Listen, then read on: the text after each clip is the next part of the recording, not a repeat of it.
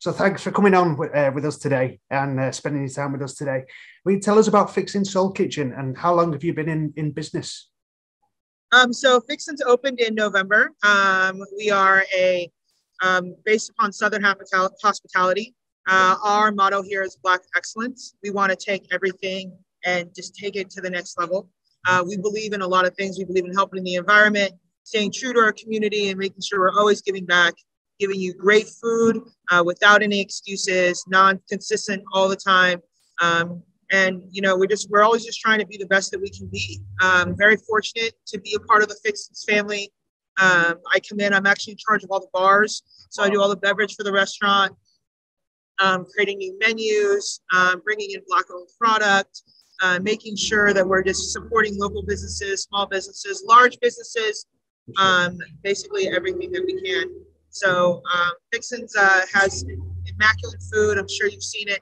I get fun with drinks and try to be creative. And we do cool things with Kool-Aid and infused ice cubes. And but we're here for Southern hospitality. We're here to take Southern hospitality to the next level. We want to give you the experience of being in your mom's kitchen or your grandmother's kitchen, but still have that great vibe and good music and good food. So that's kind of what we're about.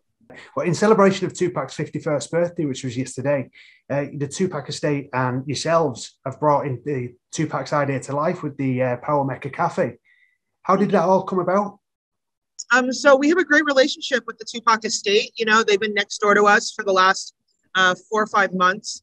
We send our people over there. They send our people over here. It's just a really great, it's monumental, almost like life-changing to be a part of something that is just so iconic, especially in hip hop and R&B and in the music industry in general. And to be able, for someone's mind like Tupac, to be able to create so many amazing concepts and thoughts and music. And it wasn't just music he created. Like, he had an envision for a restaurant. Like, he wanted, and I'm in restaurants, so I know that restaurants and music, it's all artistry, but it's two completely different worlds. And his mind was just so creative and so grown for what it did that, like, he wanted a restaurant and he called it the Powamekka Cafe.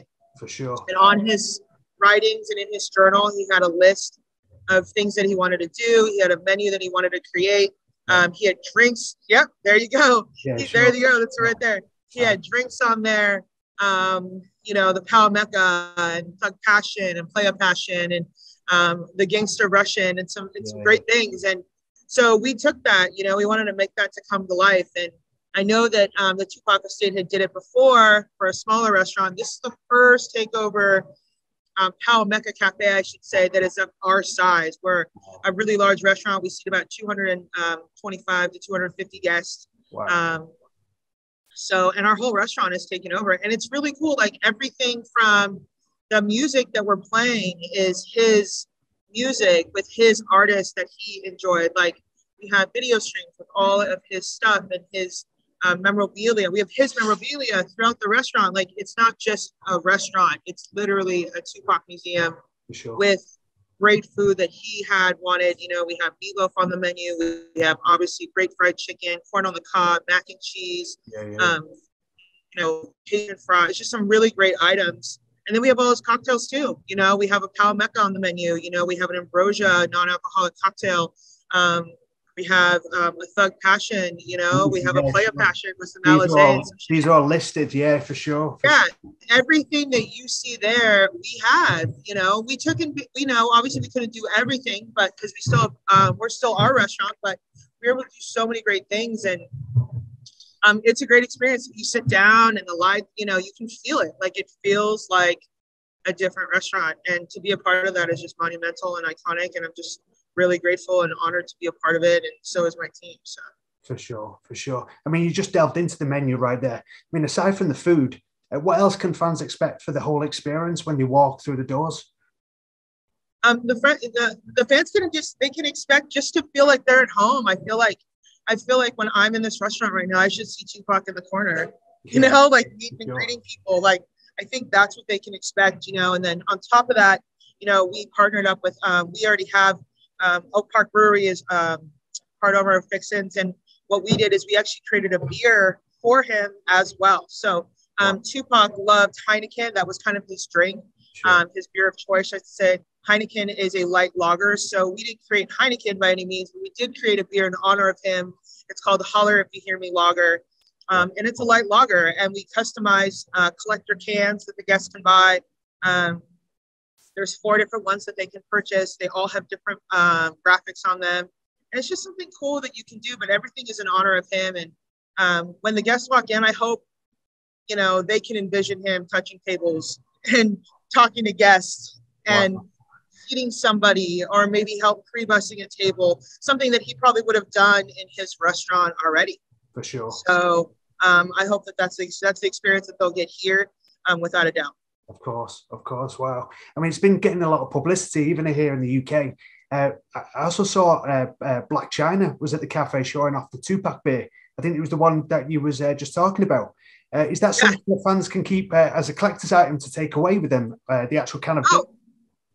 Absolutely. Please take them, honor them, cherish them. They're really cool and they're nicely made. They're not like some crappy can by any means, but it's a nice product, and the beer is delicious on top of that. So not only are you getting like this like great collector's can that is, you can keep in with all your memorabilia, but you're also tasting a really good product at the end of the day.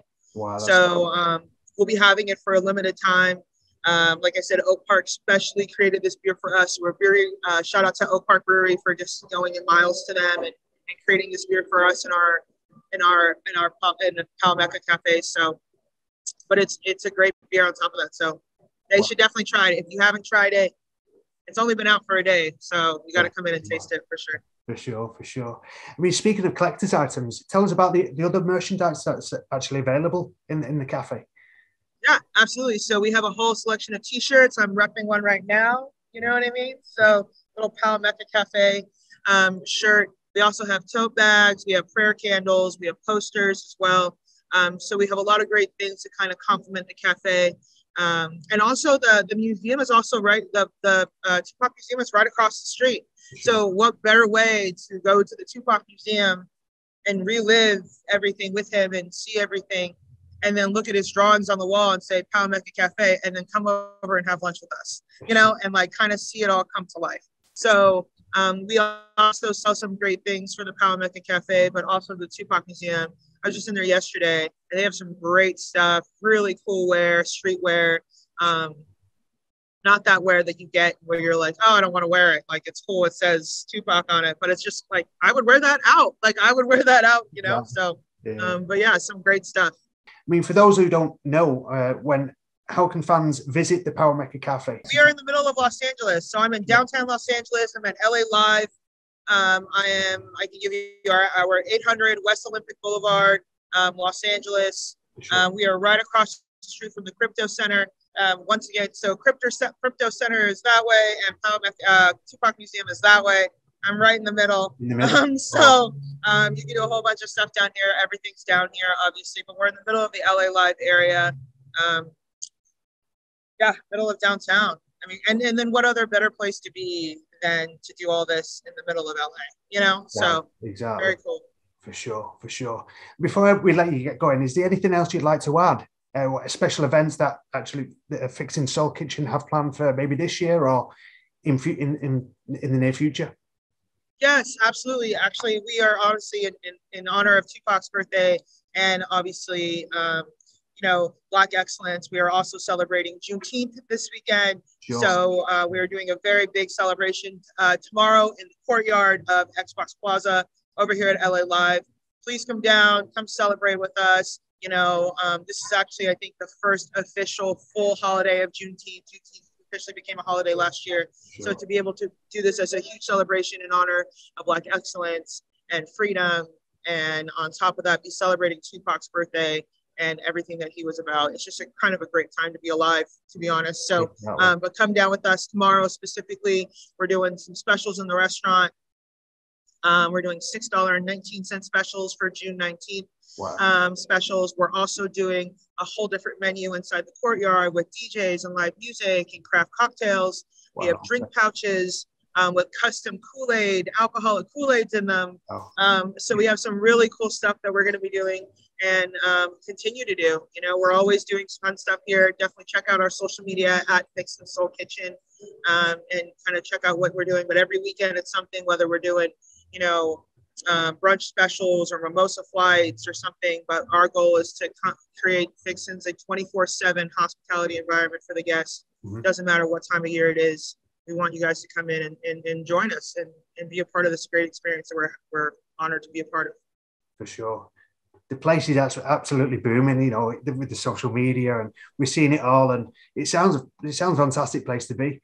You know, it's the place to be in LA for sure. It is the place to be. I'll tell you what, I'm not going to lie. When your restaurant is slammed on a Tuesday afternoon, wow, lunch, and everything around you is dead, there is no in the area, you know you're doing something right. You know that what you're a part of is special. And we're definitely doing that. We're very grateful to be here. You know, Kevin and Michelle Johnson, the owners of Fixins Soul Kitchen, they're just great people, fantastic owners. They're great people to work under and to work for and to be a part of this culture as well. And yeah, this is them 100%. And they had this great envision, and they're geniuses for it. And like I said, I'm honored to be a part of it. But before we do let you go, we have to ask, what is your favorite Tupac song? Oh my gosh. So many. Sorry, I put you on the spot. Holler if you hear me. Good choice. Reason? Yeah. Reason for that? You know what? I remember I grew up in the era of Tupac. Like this is what I grew up to. This is what I used to listen to. And I just remember like listening to that song, getting ready for school. And yes, it just kind of put me in a different mood. It just kind of brightened up my day and got me in a place mentally where I needed to be. And, you know, you hear all his songs all the time. And I think that's why he was so great, because they connect with you on so many levels. That's what artists do. That's what music does. And, but yeah, great song. I mean, I love all of them. I mean, honestly, the Spotify list we have right now, I'm literally going to steal it and record it on my phone so I can take it home because it's that good. There's just so many great hits. Like, and I don't think you realize how many great songs he had until you play all of his songs and you're like, oh my God, that's Tupac. Oh my God, that's Tupac. Oh my God. And all of them are Tupac. And it just shows how iconic he was and how much of a genius he was at such a young age to do what he did, you know? So exactly, it's really immaculate. Yeah. That's it. That's awesome. It really is awesome. But thanks very much for your time, for joining us on Hip Hop 24. Thank you.